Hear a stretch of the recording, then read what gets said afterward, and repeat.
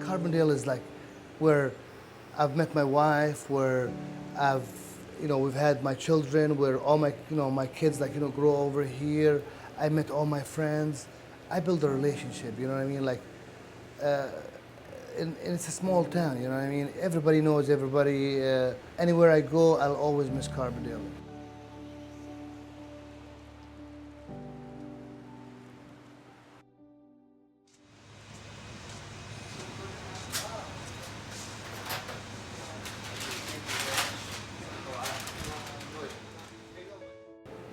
I used to live in Kuwait for actually all my life.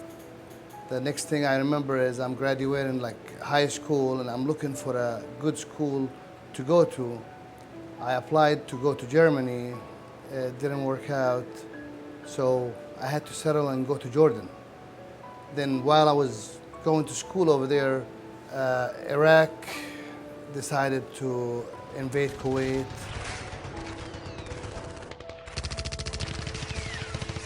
I told my dad, I'm like, you know what? I want to find a better life for me. I cannot live over here or, find a job over here. So he's like, well, what do you want to do? And I'm like, I want to go to America. At that time, you don't have to pay money. You didn't have to do this internet thing and application. You just had to stand in line for hours.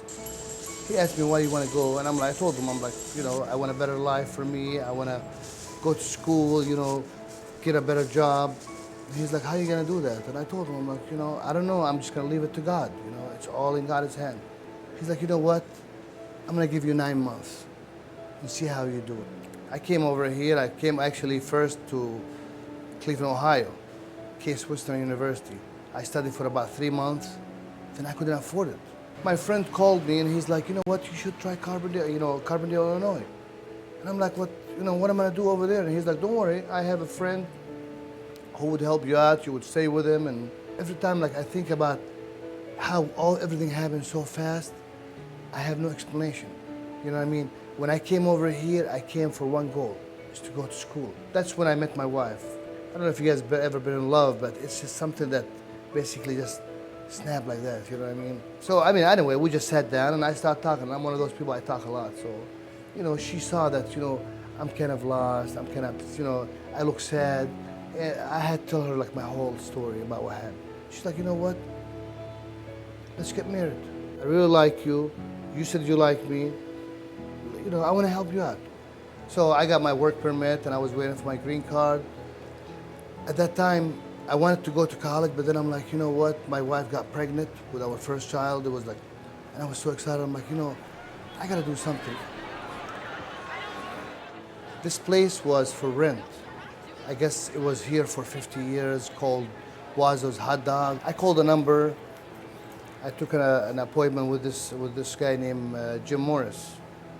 So as soon as he met me, he's like, you know what? Tell me your story, just like I'm over here, And I told him what happened with me, and he's like, you know what? I think you are a really good man, so what I'm gonna do is I'm gonna give you 6 months of free rent. And it's just, I don't know, it's just slowly people start knowing Sam's Cafe, you know what I mean? They are well known for their gyros, for the falafel, for the shawarma. Barbecue fries, okay? Is that it? Order up, 1 shish kebab and 1 cheese fries. Yes, sir. Yes, sir. Cheese plain and fries. Thank you, buddy. My dad always taught me one thing, you know what I mean? You want to do something, you got to do it the right way, or just don't do it. Don't waste your time.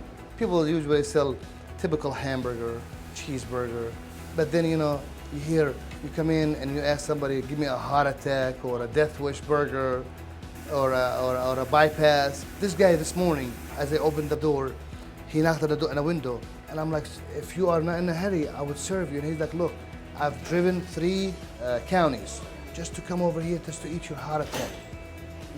That makes me feel good. Honest to God, to me, I believe in if you want a successful business, you have to treat your customer the way you want to be treated.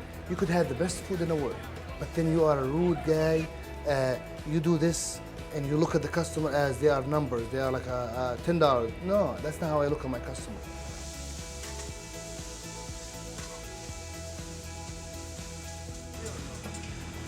This is how I build my reputation with my customer. And the same thing for my employees. you show them that you care about them. You know, whenever, for example, whenever Mitch comes in, you know what I mean, one of my co-workers, I mean, hey, how are you, buddy? And he's like, you know, I'm fine. I'm like, how was school today? Just like I'm talking to my son. It's just something you can never explain. Once you live in Carbondale, even as you guys, as students, once you live like for 3-4 years of your life, you'll always want to come back and visit. Now for me, I don't think I see myself anywhere but Carbondale. I'm one of those people, I mean, if I like a place, I just stay there. It feels so good that this is, my investment in life is coming around. I've had really rough time and really rough life, and now I think that I'm at this stage where all my hard work is come to a good end, you know, where my kids are doing great. I mean, I think I'm blessed.